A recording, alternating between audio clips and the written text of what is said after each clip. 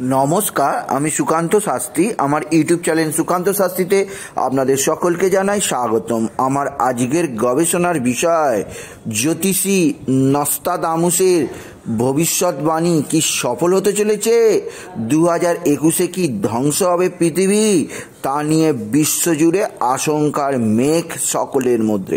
হ্যাঁ, ঠিকই ধরেছেন। আজকের এই ভিডিওয় আমি প্রখ্যাত জ্যোতিষবিদ নস্তাদামুস দীর্ঘদিন আগে প্রায় 1500 শতকে যে গবেষণাপত্র প্রকাশ করেছিলেন, যার গবেষণাপত্রে 942টি ভবিষ্যৎবাণী করেছিলেন, যার অনেকগুলি মিলে গেছে, তার মধ্যে একটি ভয়ঙ্কর ভবিষ্যৎবাণীর কথা আমি শোনাবো এই ভিডিওয়।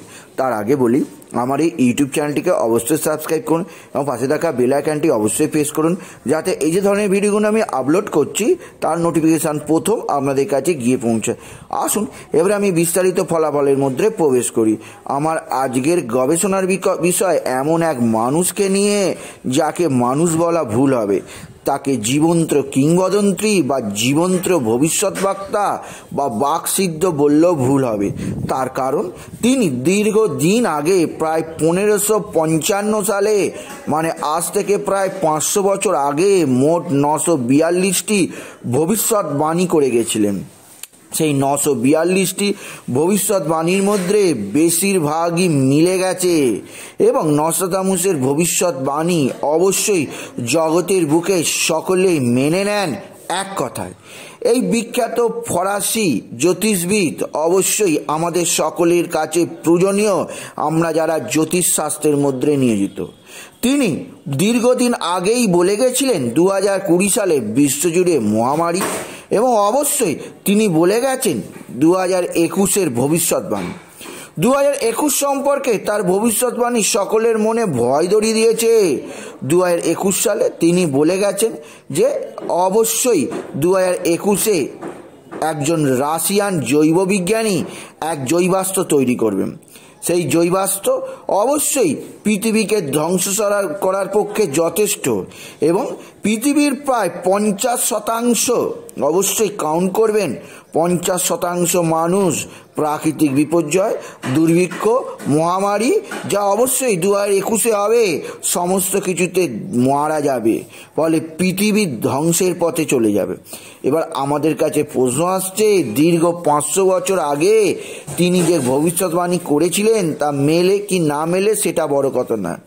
বড় কথা অবশ্যই তার মিলে যাওয়া যে 942টি ভবিষ্যৎবাণী বেশিরভাগই মিলে গেছে। তাহলে কি 2021-এর এই ভবিষ্যৎবাণী মিলে যাবে? কোনো রাশিয়ান জৈববিজ্ঞানী কি এমন এক জৈবাস্ত্র তৈরি করবেন যাতে ধ্বংস হয়ে যাবে পৃথিবী, যাতে পৃথিবীর বুকে নেমে আসবে প্রাকৃতিক বিপর্যয়, দুর্ভিক্ষ, মহামারী, ভূকম্প? হ্যাঁ, করোনার পরেও কি আমরা মুক্তি পাবো না? বিশ্বজুড়ে কি খাদ্য সংকট চলবে? পৃথিবীর হাফ মানুষ কি তাতেই মারা যাবে? বাকি অর্ধেক মানুষ কি ধীরে ধীরে মারা যাবে? এবং জলস্তর এমন পর্যায়ে পৌঁছাবে যে সমুদ্র উপকূলবর্তী অঞ্চলে যে পৃথিবীর 60 থেকে 70% মানুষ বসবাস করেন, সকলেই মারা যাবেন। তার কি ঘটবে আমরা কেউ জানি না। আমরা অবশ্যই জানি নস্তাদামুস দ্বিতীয় বিশ্বযুদ্ধ, হিটলারের উত্থান, কমিউনিজমের পতন, মার্কিন যুক্তরাষ্ট্রের প্রেসিডেন্টের হত্যা, এবং অবশ্যই ইসরায়েল রাষ্ট্রের গঠন সম্পর্কে যে ভবিষ্যৎবাণী করে গেছিলেন তা অধিকাংশই মিলে গেছে। তার বিখ্যাত গ্রন্থ দ্য প্রফেসিস গ্রন্থে তিনি এইগুলি লিখে গেছিলেন, এবং অবশ্যই তা আমাদের কাছে অবশ্যই জীবন্ত পুস্তক হিসাবে খ্যাত। তাই আমাদের কাছে অবশ্যই আশঙ্কার মেঘ ঘনিয়ে আসছে 2021-এ। 2021 কি হবে, কি ঘটতে চলেছে তা আমরা কেউ জানি না, তা আমাদের কাছে অজানা। তবে অবশ্যই আমরা যারা সাধারণ জ্যোতিষবিদ তারা বুঝতে পারছি 2021-এ অবশ্যই আশঙ্কার মেঘ ঘনিয়ে আসছেই। তার কারণ 2019 যখন শেষ হয়েছিল, 2020 যখন পড়ছিল, তখন যেভাবে গ্রহ নক্ষত্ররা অবস্থান করে কালসর্প যোগ তৈরি করেছিল, একইভাবে 2021-এও কালসর্প যোগ তৈরি হয়ে গেছে। অর্থাৎ 2021-এর প্রারম্ভে একইভাবে কালসর্পযোগ তৈরি হয়ে গেছে এবং 2019-এর 26শে ডিসেম্বর সূর্যগ্রহণ হয়েছিল এবং 2020-র 14ই ডিসেম্বর সূর্যগ্রহণও হয়ে গেছে। 2019-এর সেই ভয়ঙ্কর সূর্যগ্রহণের পর যা করোনা মহামারীর প্রাদুর্ভাব সৃষ্টি হয়েছিল, 2021 আরও আমাদের কাছে ভয়ঙ্কর হয়ে আসছে। তার প্রধান কারণ অবশ্যই এই সময় তৈরি হচ্ছে একটি ভয়ানক যোগ, যা 21শে ডিসেম্বর দুটি বৃহৎ শক্তিশালী গ্রহ অর্থাৎ বৃহস্পতি এবং শনি একত্রিত হবে। যেহেতু এই দুটি গ্রহের মাধ্যাকর্ষণ শক্তি অতিরিক্ত প্রবল, তাই একে অপরকে এত জোরে টানতে পারে যে সূর্যের যে ম্যাগনেটিক পাওয়ার যা পৃথিবীতে পুরো জগৎকে চালায় তা বিঘ্নিত হবে এবং কয়েক সেকেন্ডের মধ্যে অনেক কিছুই ঘটতেই পারে।